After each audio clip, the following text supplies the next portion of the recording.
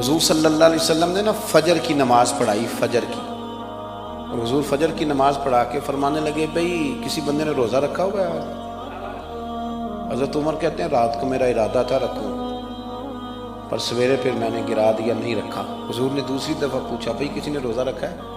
تو حضرت صدیق کے اوپر نے ہاتھ کھڑا کیا، عرض کی یا رسول اللہ میں نے رکھا ہوا۔ آپ حکم نہ دیتے تو نہ بتاتا، پر روزہ رکھنا بھی آپ نے توجہ دلائی ہے تو حکم بھی آپ کا بتاؤ تو بتا دیا۔ حضرت عمر کہتے ہیں حضور نے فجر کی نماز پڑھائی، فجر کی۔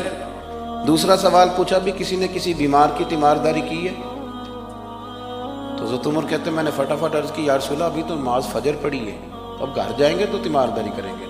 تو حضور نے فرمایا عمر تو ذرا ٹھہر جانا، جلدی نہ کر، ٹھہر نہ ذرا، روک تو صحیح۔ تو حضرت عمر فاروق رضی اللہ تعالیٰ عنہ فرماتے ہیں میں چپ کر گیا۔ حضور نے فرمایا بتاؤ بھی کسی نے تیمارداری کی ہے؟ تو صدیق اکبر نے ہاتھ کھڑا کیا، عرض کی یا رسول اللہ عبد الرحمن بن عوف رضی اللہ تعالیٰ عنہ 2-3 دن سے نماز پڑھنے نہیں آ رہے تھے، رات میں نے پتہ کرایا تو پتہ چلا بیمار ہیں، اور حضور مجھے یہ بھی پتہ ہے وہ میرا یار ہے، مجھے پتہ ہے رات کو جلدی سوچا پر تہجد میں ضرور اٹھتا ہے۔ تو حضور میں بھی ذرا فجر کے وقت جلدی اٹھا ہوں تو فجر میں آنے سے پہلے عبد الرحمن ابن عوف کی تیمارداری کر کے آیا ہوں۔ حضرت عمر کہتے ہیں میں نہ ہلکا ہلکا ڈھیلا پڑ گیا۔ حضور نے تیسرا سوال پوچھا، فرمایا کسی نے کسی مسکین کو کھانا کھلایا ہے؟ کھانا کھلایا ہے کسی مسکین کو؟ حضرت سیدنا عمر فاروق کہتے ہیں میں نے پھر عرض کی، میں نے کہا یا رسول اللہ ابھی تو فجر پڑی ہے، گھر جائیں گے کوئی چیز لیں گے تو کھانا کھلائیں گے۔ تو حضور پھر مسکرائے، فرمایا عمر تو ذرا ٹھہر نہیں جاتا، ذرا ٹھہرنا، ذرا نظارہ تو کرنا، گویا یہ شان صدیق اکبر کا جلسہ ہو رہا، ٹھہرنا۔ حضور نے پھر پوچھا بھی کسی نے کسی مسکین کو کھانا کھلایا ہے؟ تو حضرت عمر کہتے ہیں لوگ سارے دائیں بائیں دیکھ رہے تھے اور میں چپ کے ابو بکر کو دیکھ رہا تھا، کہ مجھے پتا تھا کہ بولنا اسی نہیں ہے، اور دل میرا کر رہا تھا کہ کہہ دوں دیو جناب جواب، دل میرا کر رہا تھا۔ وہ سمجھ گئے تھے کہ سونا راضی کن کاموں میں ہو، بس یہ نقطہ انہوں نے پا لیا تھا۔ حضور نے فرمایا بتاؤ کسی مسکین کو روٹی کھلائی ہے؟ تو جناب سیدنا صدیق اکبر نے ہاتھ کھڑا کیا، عرض کی یا رسول اللہ سویرے اٹھا ہوں تو چھوٹا بیٹا بھی اٹھ گیا تھا، اور میرے وضو کرتے سنت پڑھتے ماں سے کہنے لگا بھوک لگ رہی ہے، تو ماں نے 2 روٹیاں بھی پکا دی، تو حضور ایک اس نے کھائی دوسری اس کے ہاتھ میں تھی۔ جب ہم نکلے ہیں نا گھر سے تو دروازے پہ ایک فقیر کھڑا تھا، مسکین کھڑا تھا، کہہ رہا تھا رات سے بھوکا ہوں، کوئی دروازہ کھلنے کا انتظار کر رہا تھا، ابو بکر سب سے پہلے تیرا ہی کھلا ہے۔ تو حضور میں نا اس مسکین کو ایک روٹی کھلا کے آیا ہوں۔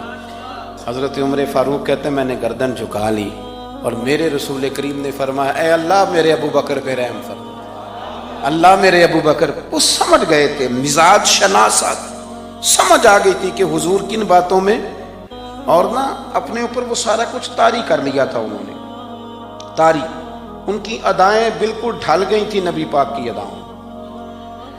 3 دن وہ غار ثور میں رہے تو ہمارے صوفیاء فرماتے ہیں کہ ان پر تجلیاں بھی پڑی محبوب کی معرفت کی۔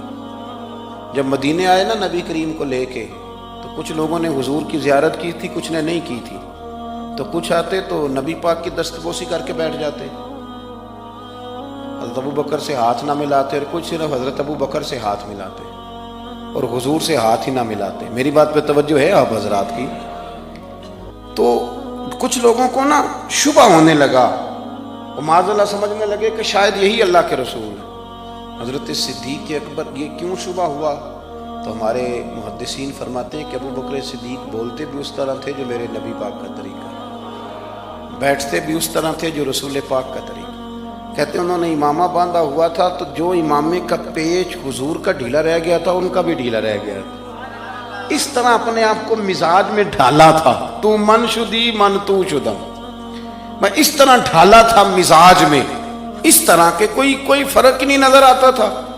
وہ کہتے ہیں جب حضرت ابو بکر صدیق نے دیکھا نا کہ لوگوں کو تو شک ہو رہا ہے، کوئی میرے ساتھ ہاتھ ملا کے بیٹھ جاتے، تو حضرت صدیق اکبر نے کہا کوئی ایسا کام کرنا چاہیے کہ پتہ چلے آقا کون ہے غلام کون ہے۔